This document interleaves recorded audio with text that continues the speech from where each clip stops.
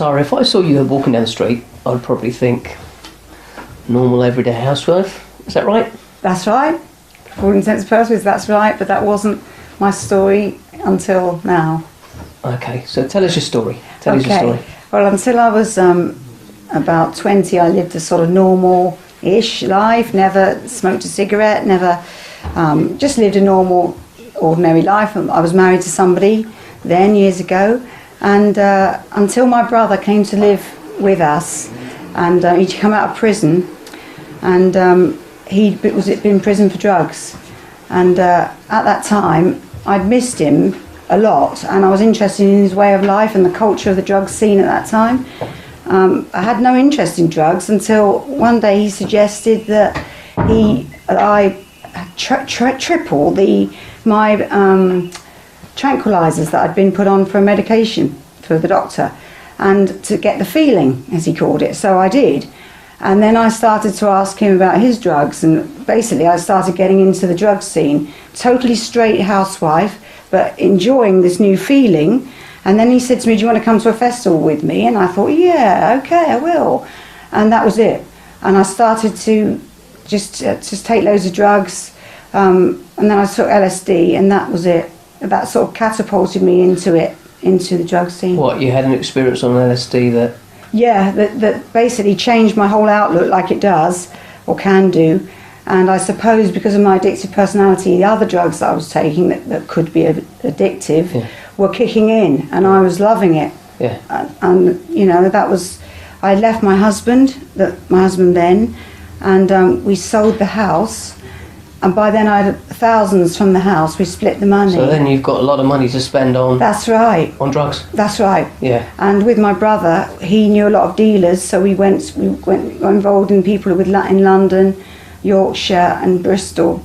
And all the money was basically invested in drugs. Wow. And so I was put right into that scene, which I was excited by. You know, it was all new and different, and the festivals were exciting, and all the people were new, and I thought, oh, this is nice. Yeah. And at those times, there weren't many women dealers, so there was a lot of kudos. Pride. Yeah, very bad, of course. Yeah. Now I know, but at the time I thought I was really cool, and there was a big element of that. So you were dealing in drugs as well. You were going off to different countries? Or? Yeah, different countries, right. And different. It was mostly from London to Cornwall, just little runs with a lot of drugs. Right. And we were involved with the then, I suppose okay to say now, that they were called Scorpio motorcycle thing, and there was a lot of drug involvement with them. Right. And that was locally. Yeah. But then the rest of them were from Yorkshire and London and abroad. So there's this, what appears to be an everyday housewife, who's now totally changed. Yes. Becoming a drug dealer. Yeah. Taking a lot of drugs. Your whole life seemed to be living for drugs. It was. I didn't. In the end, I had no friends. I didn't want any friends or want any involvement with anyone that wasn't involved with drugs, because to me, that they didn't know anything. They were just daft, and they weren't turned on to what I was into. Yeah. And so therefore, I didn't want any contact with them, and had no contact with them. Right. So my whole world was literally a drug-involved world. And looking down on anybody who was... Literally looking down upon them, yes. People who were straight. It's a very selfish world, and I was the centre of my universe, which is the ultimate self, isn't it? Right. Horrible, and that's how I lived. So that went on for how many years? Gosh, I don't know. Several years. About 6 or 7 years. Yeah. Right. 6 or 7 years, and living with different people that were dealers, so I never ran out of any. We always had drugs there. I got into magic, witchcraft. We went to the Stonehenge, the festivals, and I just loved the whole lifestyle at the time. I didn't know how lost I was, and I believed that there was no God outside myself. That I was God, and my own God, and there would be no consequence, so to speak, if and when I died. Right. I just believed we just joined the eternal energy force, sort of thing. So you're in this pattern of living, and something remarkable must have happened to something amazing get you out happened. of this. It did. Basically, a friend of mine died of a methadone overdose, and the police came for me as they found my name in his book, a book he had, and they showed me in the police station. It was when there was Instamatic cameras where they would come out and they had the little white edges. Yeah. And he threw the picture down the table. He said, "This is what you've done." And I knew I hadn't. It was the chap I was living with had supplied him with the methadone. Yeah. But he showed me the picture, and it was Kevin, but it was him dead. But the bit that was Kevin was gone. And I remember looking at the picture and thinking, where has he gone? The bit that was really him, where had he gone? Yeah. And that was slightly concerning. But as I say, because I was into my own world of magic and all that, I just passed it off. Yeah. But obviously that sowed a seed of eternity in my heart. Yeah. Where do we go when we die? Yeah. What actually sort of brought you to a point where you thought, I can see that there is a living God that's outside of me, that's not me? Yes, it was. Well, that one of those nights, a little while after, I was due the next day to go and get a lot of drugs from Birmingham and bring down to Cornwall. And I was we were in a squat, and I was about to blow my candle out in the evening, and suddenly I thought, I wonder which way you go in your life, because Kevin was on my mind, that photograph. I thought, I wonder if we don't just join the eternal energy force, I wonder if there is a God, and I wonder if it's really real, this God stuff. And I heard, it wasn't audible, but it was like an impression, and it went right through me, and I heard, I am the way, the truth and the life. And I thought, that's really weird, what is that? But I was used to weird experiences by then. Yeah. So I tried to push it away, and I laid in bed, and there was this alternating blast, so the only word I can use, of good and evil, and good and evil. And I believe now that was heaven and hell. But at the time I just thought, what is going on? It was just this terrible evil and this wonderful bliss state. Yeah. And in the morning I went down and said to the lads, they were all lads in the house, and I said, I've had this totally weird dream. They said, oh, Sarah, you've done so many drugs. That's oh, Sarah, wrong one again. Yeah. I said, no, I said, it was really weird. And then I said, before I went to leave for Birmingham, I said, if there's a God outside myself, then show me. So I suppose that was a prayer, but I didn't know. Yeah. So and that was when I went to Birmingham, and I went on a coach, a bus. So I knew there'd be no dogs, no police on the bus. Well, I hope there wasn't, presume there wouldn't be. And set off to Birmingham to get the drugs to bring back to sell. Right. And I understand you met somebody. Yeah.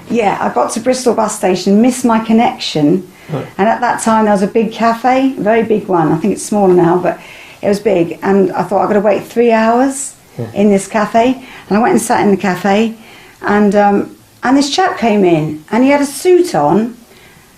But I just noticed, just briefly, he had tattoos blocked out on his hands, each hand. And in my mindset it was so drugs, court, police orientated, that I thought, oh, he must have been to court, because he's got a suit on, but he's got tattoos. And in those, a few years ago, it was more likely he'd probably been to court. Yeah. So I looked away, and he looked at me, and he came straight towards my table, and there was loads of people there. And I saw he had a Bible in his jacket. And I thought, oh no, he's a Bible basher. I thought, I don't want to know, no way. And I looked away, and he said, excuse me. I said, don't want to know. I said really rude things, horrible things to him. Yeah. I said, don't want to know, you're a Bible basher. Don't come and speak to me. You've got the wrong person here. And he said, and he just smiled. And I thought, he just smiled. He seemed to know. He said, it's definitely you. He said, God has sent me to speak to you today. I thought he's a nutcase. But then he held this leaflet out, and it said on it, Jesus said, I am the way, the truth and the life, what I'd heard the night before, and that you must be born again to inherit the kingdom of heaven. Wow. And I thought, I said to him, that is so weird. I heard this last night. And well, what followed, he got some coffee, try and condense it. He came and sat down, and in the next 3 hours, he answered all the questions in my mind about eternal life, about heaven and hell, that I thought I didn't believe in. I knew by the end of that conversation that he answered those questions from the Bible. Yeah. And I knew that I was going to hell. I knew that I was a sinner. I knew that Jesus had died on the cross for me, and that he'd risen again for my sin. And I knew that if I died at that moment, or without Christ, I would go to hell, like we all will, without Jesus in our heart. So did you end up like praying to? Not at that time. I saw at the end. He said, "Would you like to pray and ask Jesus into your heart?" And I said, and I suddenly was aware I was in the station. I said, "No, not in here." Yeah. And he said, "Well, take this leaflet." He said, "Pray this prayer." He said, "On the back. And Jesus, if you really mean it with all your heart, Jesus will come into your heart and save you." Yeah. And I thought, "Oh, okay then, okay." And I got on the bus, but I had this tremendous joy that I'd found the answer. Right. To life, Right. which I had, of course, Yeah. but I didn't know that it was all to do with Jesus. Right, okay. So you got on the bus, you were on one of your drug deal journeys. Yeah. What happened? Did you? I looked at the prayer on the back of the leaflet, and I suppose as I was reading it, I was sinking in. Yeah. And I got to Birmingham, I met the guy, I got the drugs, I brought the lot back, but I couldn't sell them. My conscience had been awakened. And I thought, unless I couldn't sell them, I couldn't allow myself to go and sell them. And so I laid a lot of them on somebody to sell them for me. Yeah. But I went down to the pub where the main guys were meeting. Yeah. We all had habits. Yeah. So they were desperate. They were desperate. Yeah. And I'd had mine. Okay, I was all right. Yeah. But I went in there and I said, they said, "Got the gear, got the gear." I said, "No." I said, "Something's happened to me."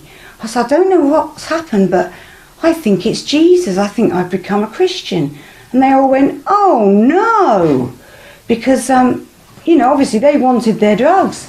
I said, "I know it's weird." I said, "It sounds totally weird, but I think it's Jesus, and I think He's in my life." But I didn't know. I didn't really know what happened. Yeah. Do you think you'd become a Christian that time, or? To this day, all I know is I had this tremendous joy. Yeah. But whether I was born again then, I don't know, because again, time went on. I went abroad. I bought a Bible. Yeah. And started to read it with this guy that I was living with at the time. He was a dealer. We went and brought another lot of drugs back. A second time, I was convinced I couldn't sell them again. Yeah. I laid them on someone else to sell. Yeah. And then I called this guy who I'd met in the bus station and said, I'll meet you. Yeah. And he said, "Come with me to this church in St Paul's in Bristol." Right. And it was all Rastafarians. I knew all the ones that were there, so it was like a friendly place. Yeah. And I was like, "Hello," all the Rastas didn't know what happened to me. Sure. And so I said, "Yeah, I'll come to church with you." And this woman prayed the prayer. She told us about Jesus, and I thought, well, I already know about this guy Jesus. And it was like I knew already about this guy Jesus. And I knew obviously bits because I'd been reading my Bible when we were abroad in other countries. And at the end, this woman said, "I'm going to pray a prayer now."